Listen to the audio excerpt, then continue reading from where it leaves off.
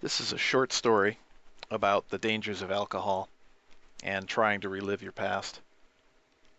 I had something to drink one night and was perusing Craigslist and found this boat for sale for about 14,000. 2 weeks later, it was 12 grand. 2 weeks after that, 10 grand. 2 weeks after that, 8 grand. By the time it hit 6 grand, I sent the guy a message saying I'd buy it for 2 grand.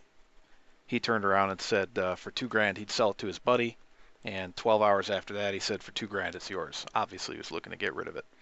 I knew the history of this boat. It had sat in dry dock for well over a decade, but the temporary transitional owner put enough work into it to get it operational on the sea again. Then he decided he couldn't afford the storage and slippage on it, so he flipped it to me. Probably not at much profit though, based on that price. But these are some of the earliest rides I took on this boat in some rather adverse conditions, as you can see. I grew up fishing Lake Michigan.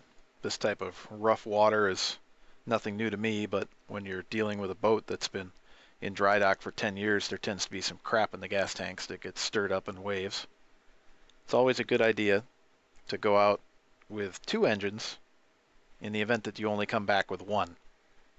You also have parts to rebuild 1 engine on the other engine, with some exceptions.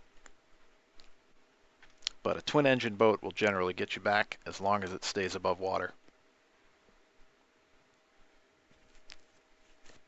But this is pretty much what fishing used to look like for me on Lake Michigan in the summer. And I'll show you one last clip here of a torrential downpour and very little fishing.